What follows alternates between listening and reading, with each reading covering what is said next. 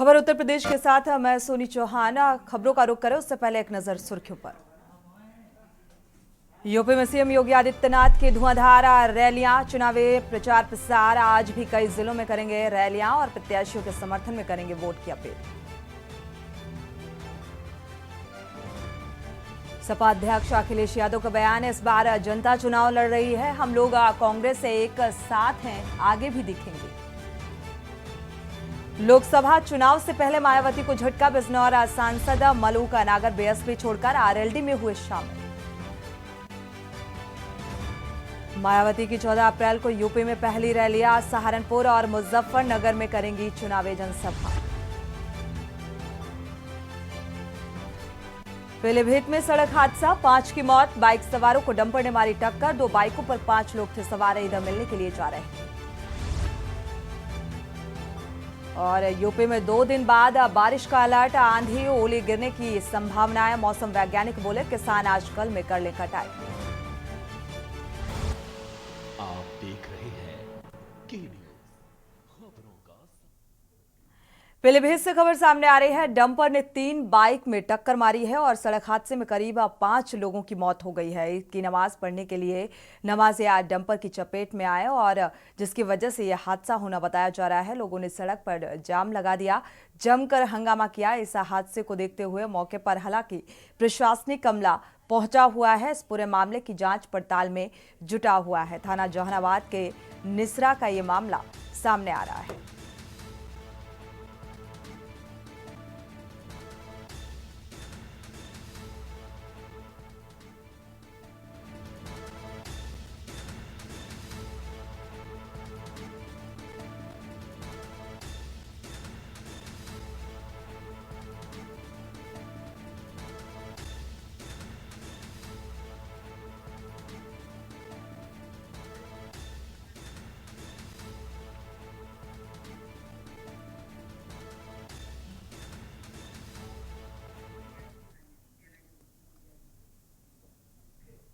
सीधे दिल्ली का रुख करते हैं, जहां पर भारतीय जनता पार्टी की प्रेस कॉन्फ्रेंस का सीधे रुख करते हैं। मीसा जी, लालू जी की बिटिया, वो तो ये कह लेंगे हम मोदी जी को जेल में डालेंगे। अरे देश की जनता सुनना चाहती है कि आप भ्रष्टाचारियों को जेल में डालेंगे या नहीं। अब इस स्तर पर ये अगर कैंपेन विपक्ष का जा रहा है कि कोई मरने की बात कर रहा है, कोई जेल में जाने की बात कर रहा है। केरल में हमारे उम्मीदवार वी मुरलीधरन जी के काफिले पे हमले किए जा रहे हैं और साथ ही साथ केरल में सत्तारूढ़ कम्युनिस्ट पार्टी, मार्क्सवादी कम्युनिस्ट पार्टी के लगभग 80 अघोषित बैंक खाते हैं, जिसकी अभी संपत्ति का ब्यौरा उन्होंने छुपाया, जिसकी जांच चुनाव आयोग ने करनी चाहिए। मुझे लगता है कि विपक्ष किसी भी तरह से एनडीए को 400 पार रोकने के लिए हर प्रकार का प्रयास कर रहा है, लेकिन उनके हर प्रयास में कोई ना कोई सीटें एनडीए की बढ़ती नजर आ रही है और ज्यादा होते हुए नजर आ रही है। और इसलिए मेरा राहुल गांधी और घमंडिया अलायंस को यह सवाल है, क्या आतंकवादियों को आप मारना चाहेंगे या नहीं? क्या आप भ्रष्टाचारियों को जेल में भेजना चाहेंगे या नहीं? और क्या अपने बैंकों के अकाउंट्स की। तो भारतीय जनता पार्टी की प्रेस कॉन्फ्रेंस 400 पार को रोकने की कवायद है विपक्ष की, ये तमाम अहम बातों का जिक्र करते हुए नजर आया। और एक बार आप फिर से रुख करते हैं अहम खबर का। पीलीभीत से अहम खबर सामने आ रही है। आपको बता दें, हादसे में 5 लोगों की दर्दनाक मौत हुई है। डंपर ने 3 बाइकों को टक्कर मारी है, जिसके चलते यह हादसा हुआ है। नमाज पढ़ने के लिए जा रहे थे और हादसे का शिकार। हालांकि पुलिस इस पूरे मामले की तफ्तीश में जुटी हुई है। तो ईद की नमाज अता करने के लिए निकले हुए थे और डंपर की चपेट में आने से ये हादसा हुआ है। घटनास्थल पर काफी हंगामा हुआ और लोगों ने सड़क जाम कर दिया और जमकर हंगामा काटा। हालांकि पुलिस भी घटनास्थल पर पहुंची हुई है। थाना जहानाबाद के निसरा का ये मामला सामने आ रहा है।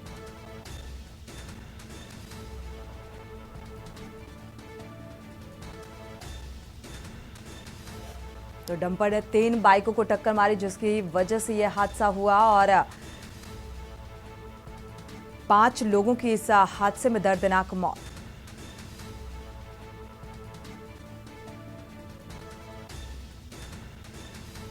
फिलहाल हंगामे के इस माहौल को प्रशासनिक अमला संभालने की कवायद में जुटा हुआ है, घटनास्थल पर पहुंचा हुआ है।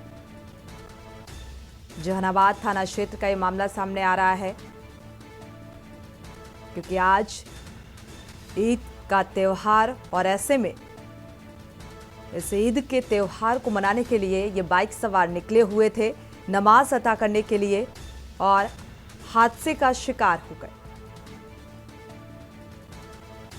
पीलीभीत से अहम खबर सामने आ रही है। सड़क हादसे में 5 लोगों की दर्दनाक मौत।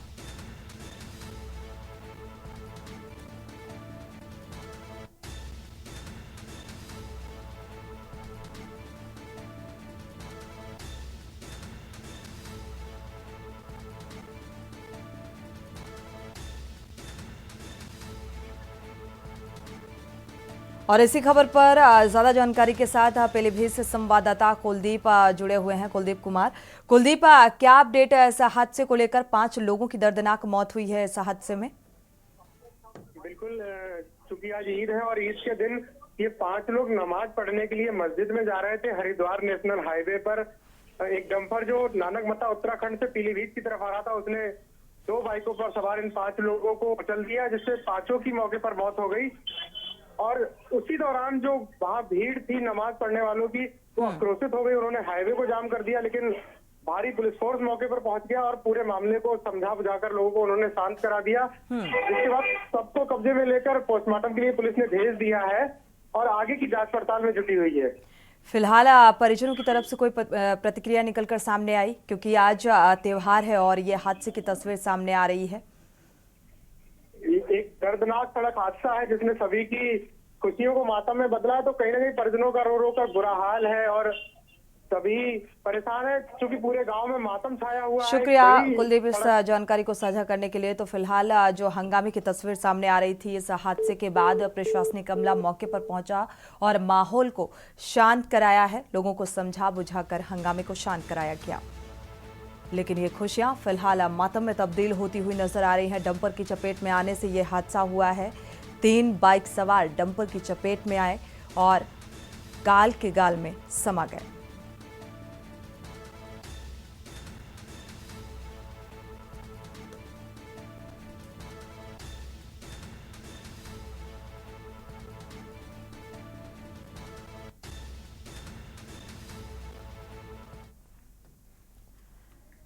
रुक करते हैं अगली खबर का। इस बीच लखनऊ से खबर सामने आ रही है। आपको बता दें, यूपी बोर्ड के रिजल्ट आ सकते हैं और 10वीं और 12वीं के 25 अप्रैल से पहले रिजल्ट आने की संभावना जताई जा रही है और 25 से पहले ये रिजल्ट आ सकते हैं। तो टूट जाएंगे सारे रिकॉर्ड। यूपी बोर्ड की परीक्षाएं 22 फरवरी से शुरू हुई थी और प्रदेश भर के करीब 55 लाख छात्र इन परीक्षाओं में शामिल हुए थे। फिलहाल अब सभी छात्रों को रिजल्ट का इंतजार है और फिलहाल 25 अप्रैल को रिजल्ट आ सकता है।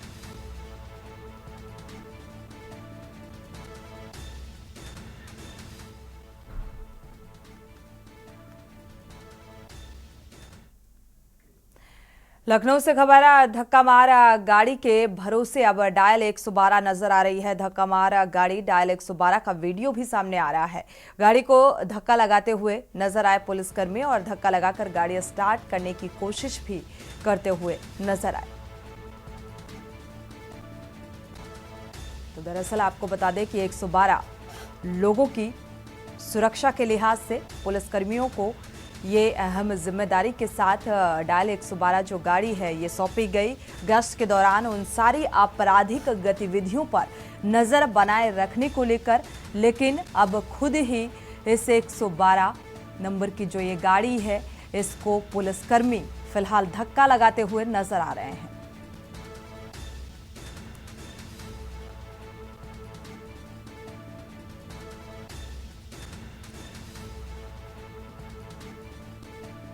बेहद महत्वपूर्ण सवाल ये कि अगर ऐसे में कोई घटनाक्रम होता है या आपराधिक गतिविधि होती है तो आखिर कैसे उस गतिविधि से निपटेंगे पुलिसकर्मी, ये अहम सवाल। फिलहाल ये तस्वीर भी सामने आ रही है जहां पर पुलिसकर्मी इस गाड़ी को धक्का लगाते हुए नजर आ रहे हैं, स्टार्ट करने की कोशिश कर रहे हैं। भरत सेठी इसी खबर पर जुड़े हुए हैं। भरत, देखा जाए तो ये तस्वीरें काफी कुछ सवाल उठा रही हैं। देखिए, निश्चित तौर पर जिस तरीके से एक जगह 112 कॉल को सबसे पहले इमरजेंसी के लिए 112 डायल किया जाता है तो तुरंत इमरजेंसी में सेवा में 112 की पुलिसकर्मी पहुंचते हैं।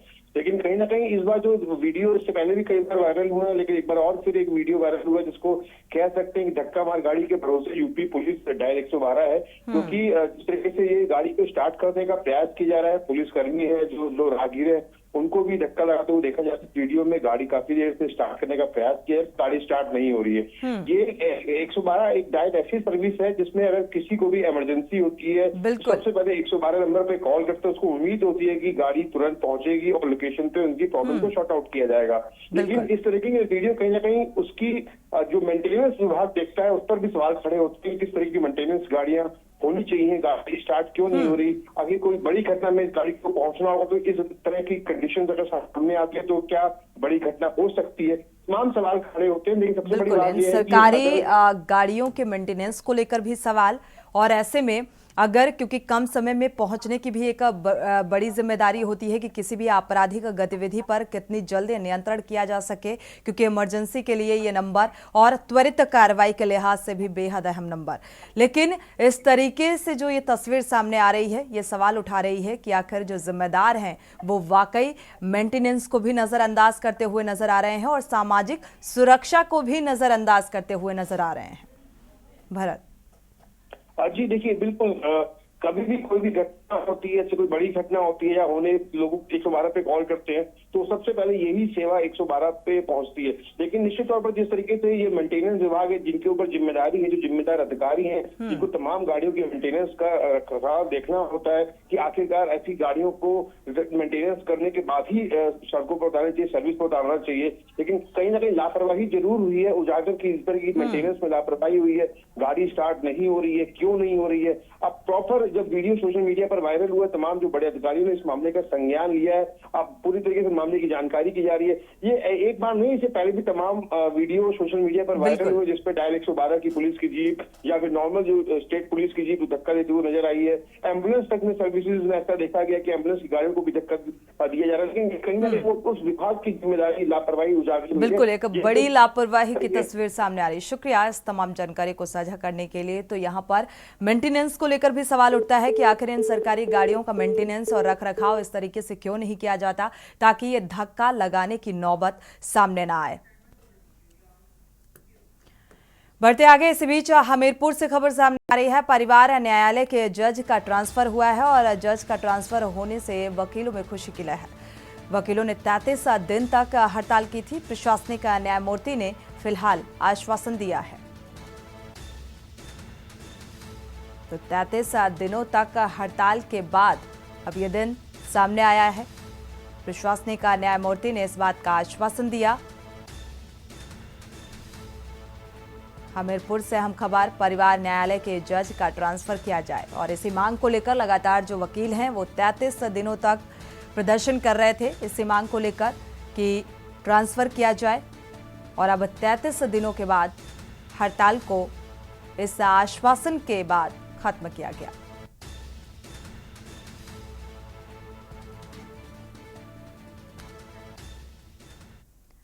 लखनऊ से अहम खबर, ऐशबाग ईदगाह में ईद का जश्न मनाया जा रहा है और डिप्टी सीएम ब्रजेश पाठक ने शुभकामनाएं दी हैं। दानिश आजाद, अखिलेश यादव ने भी बधाई दी और कांग्रेस के प्रदेश अध्यक्ष अजय राय ने भी बधाई दी। तो ईद के त्योहार को देखते हुए ये शुभकामनाएं और बधाई देने का सिलसिला जारी है।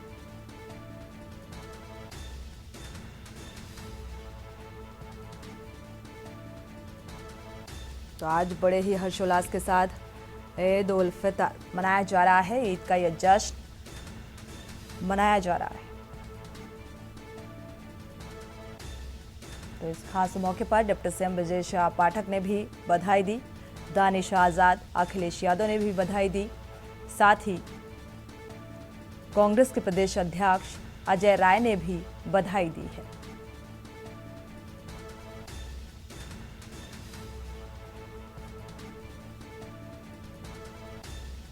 तो ऐशबाग ईदगाह में लोग ईद के जश्न में डूबे हुए नजर आ रहे हैं।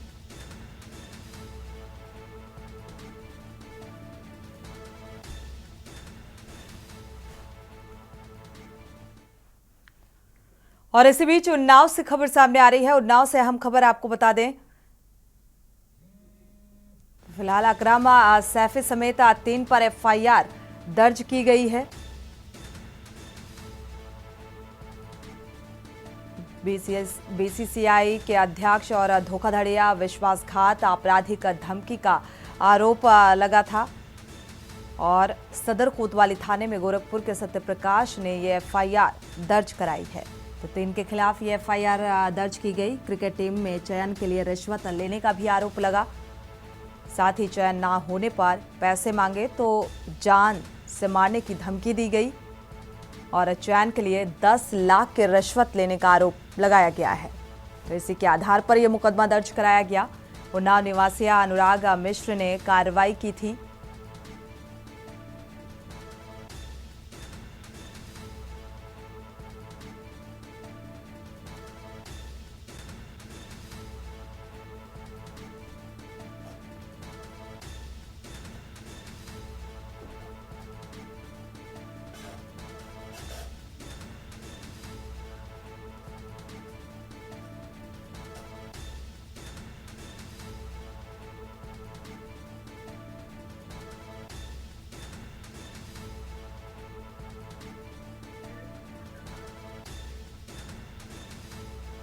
इसी खबर पर विशेष संवाददाता अरुण अवस्थी जुड़े हुए हैं। अरुण, देखा जाए तो ये पूरा मामला एक तरीके से गंभीर आरोप भी लगाए जा रहे हैं, 3 के खिलाफ मुकदमा भी दर्ज किया गया है, क्या कुछ अपडेट? बिल्कुल, ये पूरा मामला जो है वो यूपीसीए में क्रिकेट खिलाने के नाम पर जो घूस का एक मामला है, पैसे लेने का जो मामला है, जिसमें चयन को लेकर के पैसे की मांग की गई और उसके बाद में उस पीड़ित का चयन भी नहीं होता है। उसके बाद वो पीड़ित उन्नाव कोतवाली पहुंचता है और वहाँ एफआईआर दर्ज कराता है। हालांकि ये पूरा मामला बीसीसीआई की जो उपाध्यक्ष है राजीव शुक्ला, उनके एक सहयोगी है जो सहारनपुर के क्रिकेट एसोसिएशन के अध्यक्ष बताते हैं, अकरम सैफी समेत 2 अन्य के खिलाफ एक मुकदमा दर्ज हुआ है। मुकदमा धोखाधड़ी, विश्वासघात और आपराधिक धमकी देने के आरोप में दर्ज हुआ है। ये मामला जो दर्ज हुआ है वो सत्यप्रकाश यादव, जो गोरखपुर के मूल निवासी अपने को बताते हैं और वर्तमान में कानपुर में अपने चाचा के साथ पुलिस लाइन में रह रहे हैं, इनके द्वारा दर्ज कराया गया और इसमें इनके द्वारा आरोप लगाया गया है कि इन्होंने अंडर 14, 16, 19 और 23 कैंप किया है और अच्छा खेलते भी हैं। इसके बाद जब इनका चयन नहीं हो रहा था तब ये अनुराग मिश्रा नाम के एक युवक से मिलते हैं और अनुराग मिश्रा जो है वो अकरम सैफी से मुलाकात कराता है। अकरम सैफी के विषय में वो बताता है कि ये सहारनपुर डिस्ट्रिक्ट क्रिकेट एसोसिएशन के अध्यक्ष है, ये आपको खिला सकते हैं। इसके बाद एक 10 लाख रुपए की मांग की जाती है और 10 लाख रुपए में से 8 लाख रुपए पीड़ित ने बताया है, एफआईआर में बताया है कि 10 लाख रुपए में से 8 लाख उसने नगद दिया और शेष पैसा अनुराग और अनुराग के भाई के खातों में ट्रांसफर किया। बिल्कुल, ये गंभीर आरोप है देखा जाए तो। एक तरफ ये गंभीर आरोप और इन्हीं आरोपों के तहत ये एफआईआर भी दर्ज कराई गई है। तो क्या इन आरोपों के आधार पर आगे प्रशासनिक स्तर पर कार्रवाई शुरू की गई? बिल्कुल, अगर बात करें तो जो प्रमोद मिश्रा है, इंस्पेक्टर कोतवाली, इनके द्वारा कहा जा रहा है क्योंकि प्राथमिकी दर्ज कर ली गई और अब जांच की जाएगी। जांच में तथ्य निकल के जो आएंगे उसके हिसाब से आगे की कार्रवाई की जाएगी। लेकिन निश्चित रूप से जिस तरीके से ये आरोप लगाया है, पीड़ित ने आरोप लगाया है कि उसको उसके चैन के नाम पे उसे 10 लाख रुपए की मांग की गई थी और 8 लाख रुपए उसने उसी समय इसको नगद भुगतान कर दिया था और जो बकाया 2 लाख रुपए था वो इनके खातों में डाला बिल्कुल, गया। हालांकि ये और गंभीर इसके आरोप बाद और जांच के बाद ही स्पष्ट हो सकेगा कि इन आरोपों में कितनी सच्चाई है। शुक्रिया इस तमाम जानकारी को साझा करने के लिए। तो फिलहाल एफआईआर दर्ज हो चुकी है। अब प्रशासनिक स्तर पर इस पूरे मामले की, क्योंकि 10 लाख रिश्वत लेने का भी आरोप लगा है और जांच के बाद ही ये तस्वीर साफ हो सकेगी।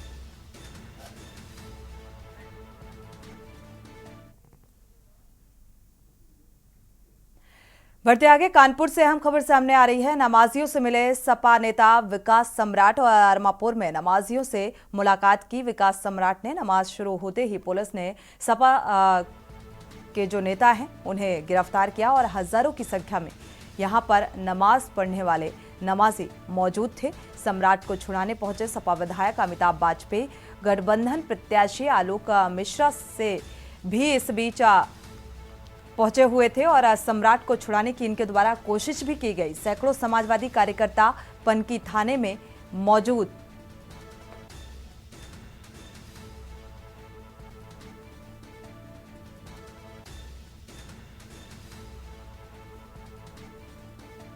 तो गठबंधन प्रत्याशी हैं आलोक मिश्रा और सैकड़ों समाजवादी कार्यकर्ता पनकी थाने में इस वक्त मौजूद हैं। तो छुड़ाने की कवायद करते हुए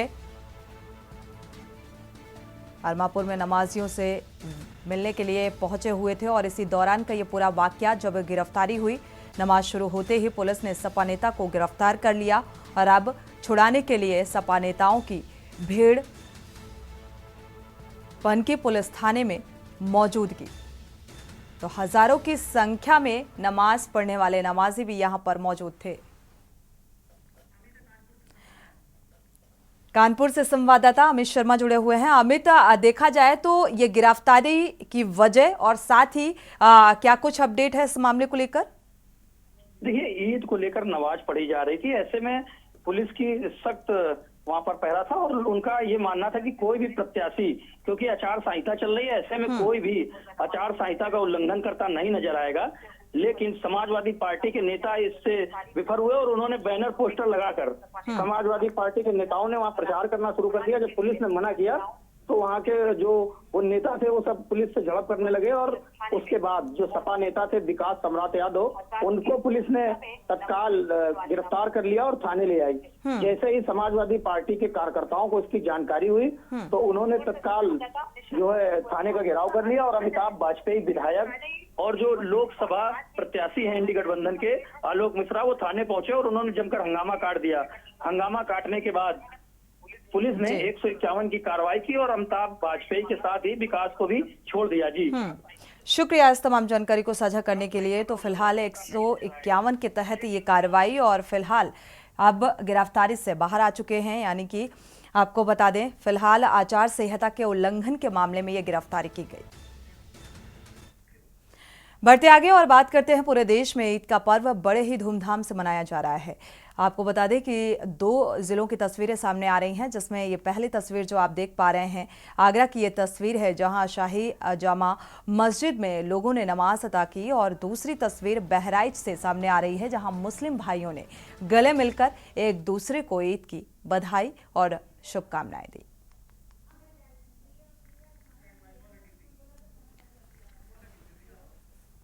तो यूपी में ईद की नमाज बड़े ही अदब और शांतिपूर्ण तरीके से अता की जा रही है। पहली तस्वीर हम आपको बरेली से दिखा रहे हैं, जहां आंवला में नमाजियों ने नमाज की और दूसरी तस्वीर एटा से, जहां पर कड़ी सुरक्षा व्यवस्था के बीच नमाज अदा की गई। तीसरी तस्वीर है मुरादाबाद की, जहां पर ईदगाह में ईद की नमाज संपन्न हुई और यहां पर हजारों की तादाद में नमाजी पहुंचे हुए थे नमाज अता करने के लिए।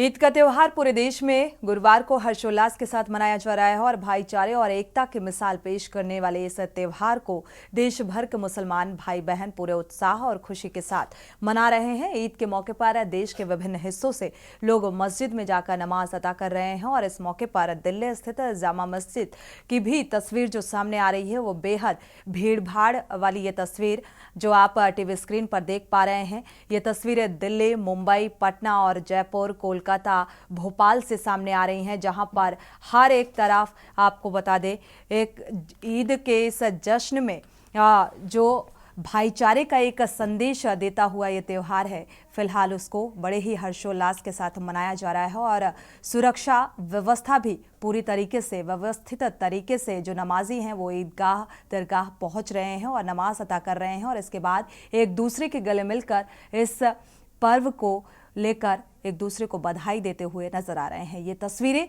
बेहद खास सामने आ रही हैं। दिल्ली की तस्वीर आप देख पा रहे हैं जहां पर लोग ईद के जश्न में डूबे हुए हैं। खबर गोंडा से है जहां जिले में ईद का त्यौहार बड़े ही धूमधाम से मनाया जा रहा है और आपको बता दें कि मुस्लिम समाज के लोगों द्वारा एकत्रित होकर ईदगाह पटेल नगर पहुंचकर भारी पुलिस फोर्स की मौजूदगी के बीच ईद की नमाज को अदा करके एक दूसरे के गले मिलकर बधाई दी और नमाज को सकुशल संपन्न कराने को लेकर जिला प्रशासन द्वारा भारी पुलिस फोर्स की तैनाती की गई थी। जगह जगह मस्जिदों पर सीओ मजिस्ट्रेट लगाए गए ताकि किसी भी प्रकार की कोई दिक्कत का सामना किसी को ना करना पड़े। गोंडा के पटेल नगर ईदगाह में सिटी मजिस्ट्रेट विजय शर्मा और पुलिस अधीक्षक विनीत जायसवाल की मौजूदगी में हजारों की संख्या में मुस्लिम समाज के लोगों ने ईद की नमाज को पढ़ा और एक दूसरे के गले मिलकर बधाई दी।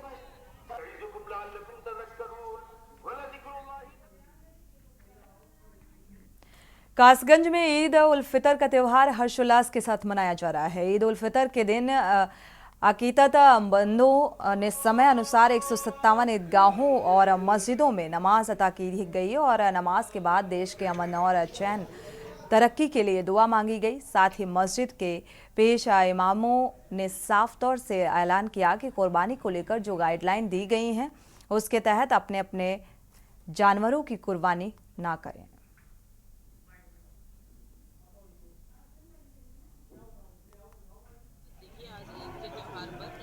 जनपद में लगभग 157 मस्जिद और 59 ईदगाह पर जो ईद की नमाज है वो पढ़ी जा रही है।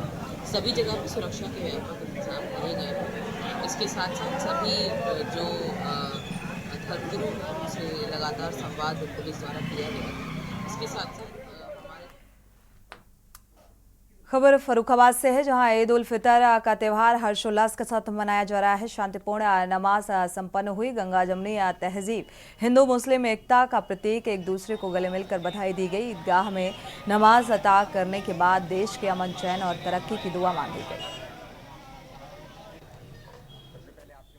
मैं समस्त जनपद वासियों को ईद की हार्दिक शुभकामनाएं देता हूं और पुलिस और प्रशासन ने मिलकर ईद की पूरी तैयारियां की थी। हम लोग बहुत दिनों से लगे हुए थे और इसका ये परिणाम रहा कि ईद का त्यौहार सकुशल संपन्न हुआ। सारी सुरक्षा व्यवस्था भी बढ़िया थी और सारे इंतज़ाम भी अच्छे थे और अभी जनपद में कहीं भी कोई ऐसी घटना नहीं हुई है और सब कुछ सकुशल।